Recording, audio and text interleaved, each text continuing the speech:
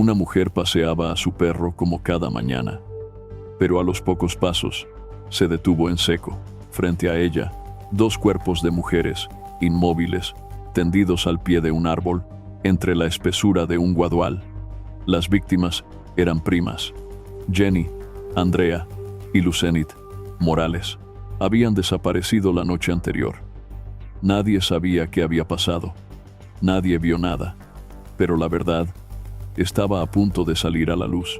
Y entonces, una confesión dejó sin palabras a todo el equipo investigador.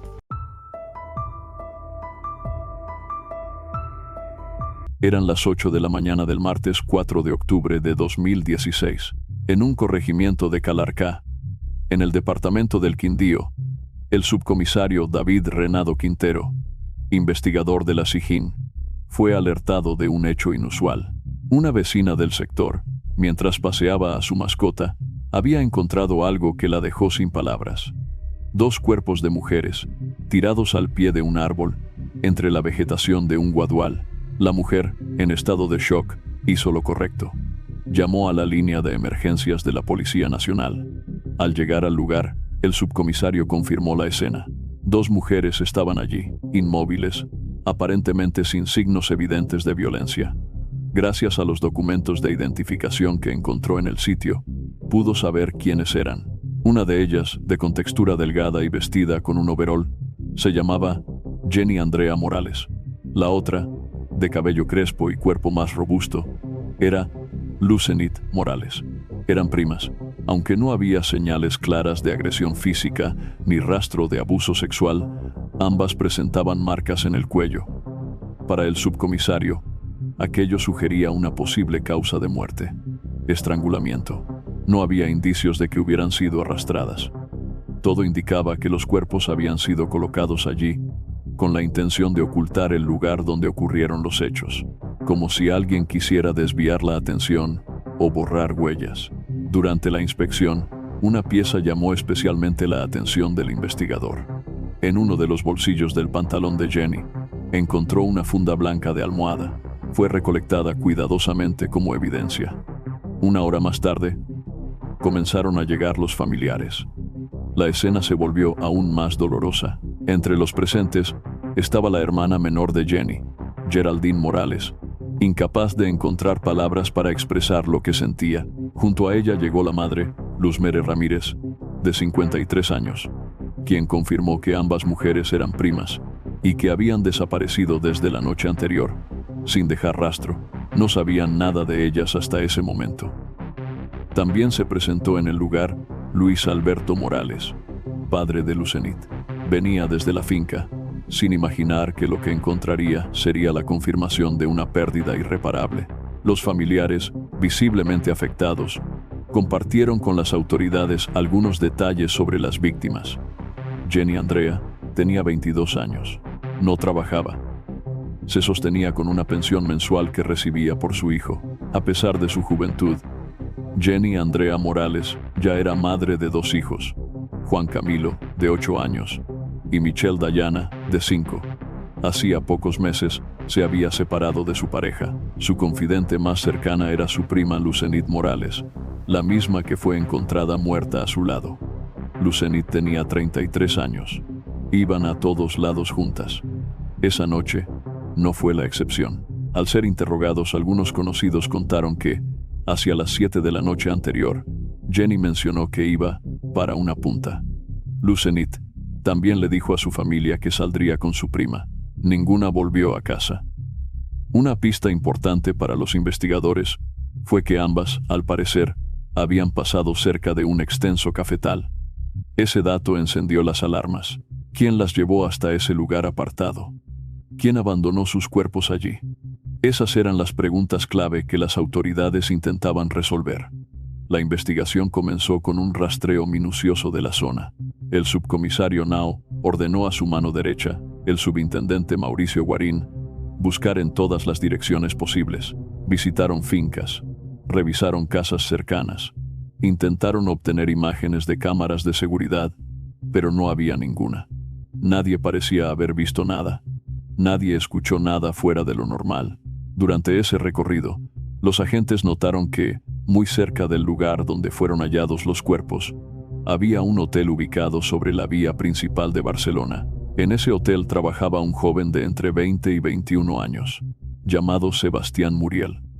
Cuando los investigadores le preguntaron si conocía a Jenny o a Lucenit Morales, Sebastián respondió que nunca las había visto. Dijo haberse enterado de lo sucedido por el revuelo que se armó alrededor del hotel, pero aseguró no haber notado nada sospechoso. Agregó que la SIJIN lo había contactado y que estaba dispuesto a colaborar en lo que fuera necesario. Al día siguiente, los cuerpos de Jenny y Lucenit fueron sepultados en el cementerio de Barcelona. La despedida fue silenciosa y dolorosa. Mientras tanto, los investigadores aguardaban los resultados de las necropsias y decidieron ir más a fondo en las vidas de las primas.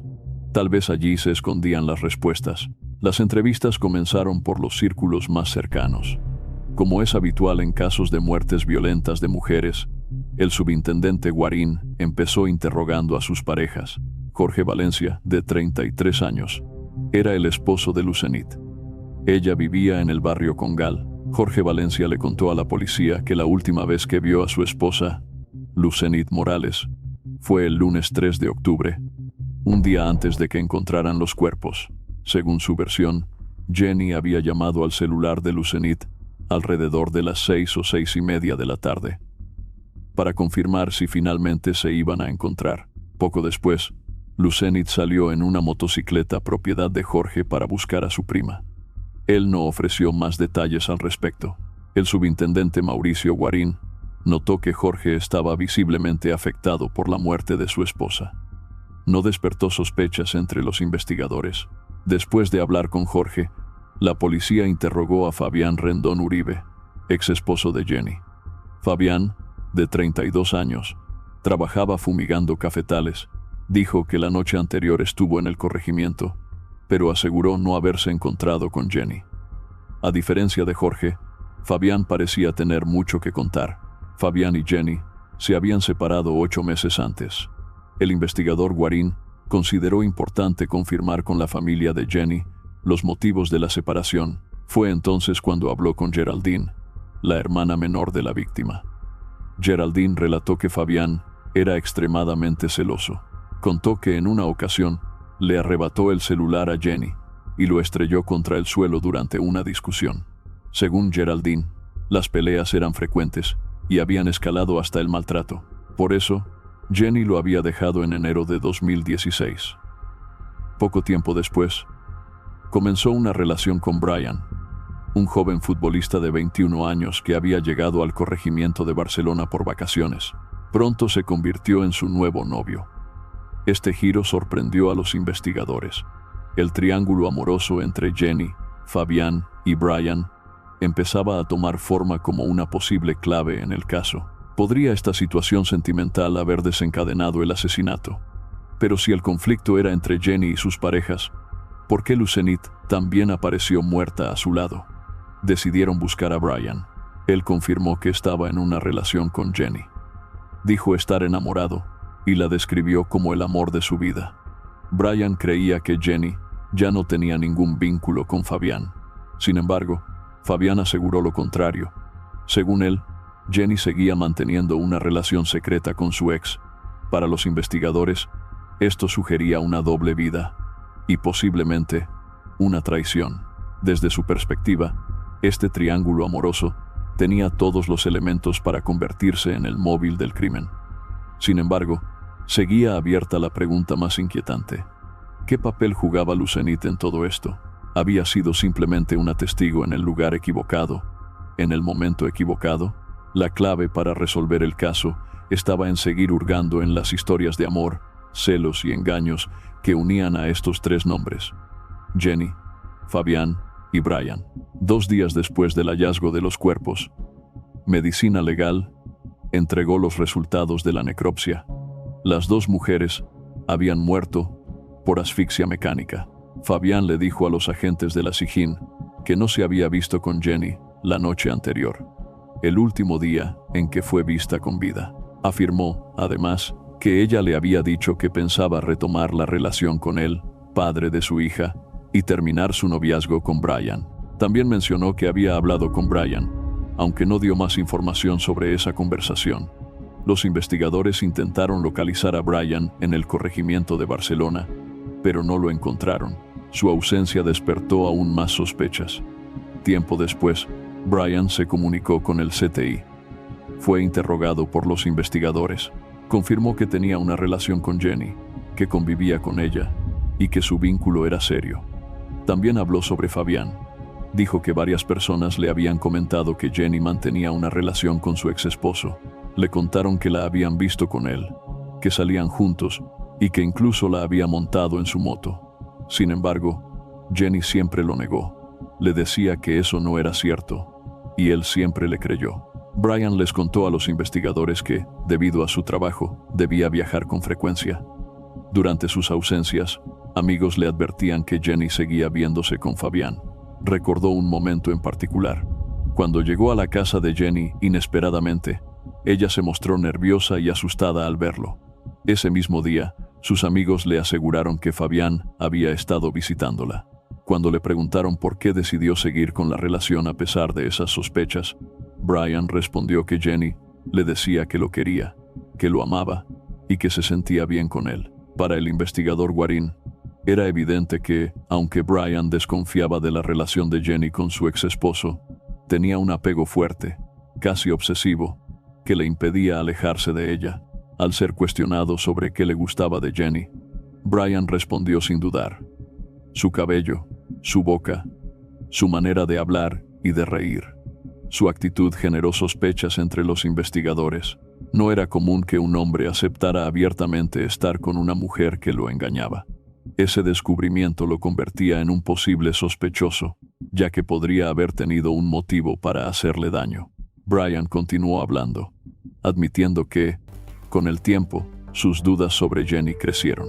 Cuando le preguntaron si sintió rabia al sospechar de su infidelidad, él respondió que sí, que sintió desconfianza, incluso enojo. Cada palabra que decía reforzaba las sospechas del investigador, quien además notó que Brian estaba visiblemente nervioso.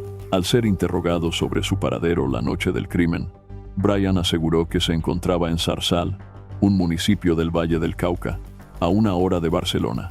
Aún con esa respuesta, el investigador Guarín decidió presionarlo más. Le preguntó directamente si tenía alguna relación con el crimen. Sin embargo, otro detalle inquietaba a los investigadores. Fabián había declarado en su interrogatorio que Brian había desaparecido desde que Jenny supuestamente decidió terminar su relación con él y volver con su exesposo. Brian lo negó.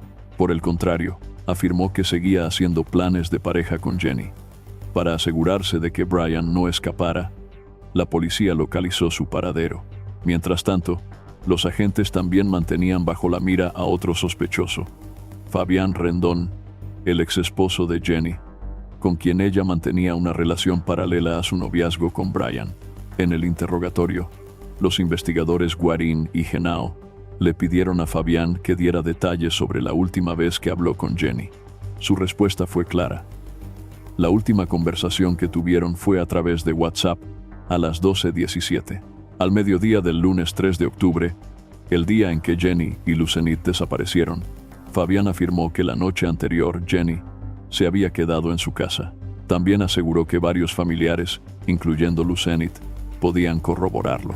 Según él, su relación con Jenny estaba mejorando y estaban cerca de retomar su matrimonio, desde que ella había decidido terminar con Brian.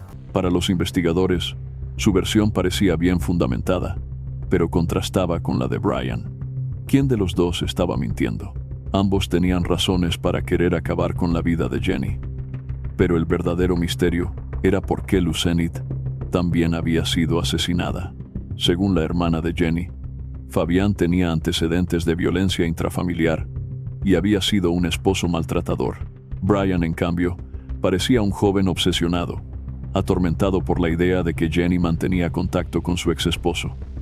Cuando le preguntaron si sintió rabia, la respuesta fue afirmativa. Sin embargo, había un detalle que inclinaba las sospechas hacia Brian. Si amaba tanto a Jenny, ¿por qué no asistió a su entierro? Fabián sí lo hizo. Además, Su desaparición repentina del corregimiento de Barcelona despertó aún más dudas. Una semana después del crimen, el subintendente Guarín volvió a contactar a Brian, quien se defendió con un argumento que no convenció a los investigadores. Dijo que tenía el presentimiento de que, si iba al entierro, lo iban a culpar del asesinato. La policía consideró su versión confusa, pero necesitaban pruebas concretas para volver a interrogarlo. Decidieron entonces regresar al hotel ubicado cerca del lugar donde encontraron los cuerpos de Jenny y Lucenit. El investigador habló nuevamente con Sebastián, el administrador del hotel. Esta vez, Sebastián, con evidente nerviosismo, mencionó a un amigo que le había insistido en conseguir una habitación la noche del crimen. Según Sebastián, aquel hombre estaba molesto con una mujer y quería alquilar una habitación para intentar reconciliarse con ella. Dijo que la noche anterior al hallazgo de los cuerpos lo había visto en el hotel y que incluso le pidió prestada una habitación para compartir un rato. 2 semanas después del asesinato de Jenny y Lucenit Morales, el investigador Mauricio Guarín regresó al hotel cercano al lugar del crimen. En su primera declaración, Sebastián, el administrador, había negado saber algo relevante. Sin embargo, esta vez su actitud era diferente. Se mostraba asustado y nervioso. El hotel que administraba estaba ubicado a pocos metros del sitio donde encontraron los cuerpos de las 2 primas.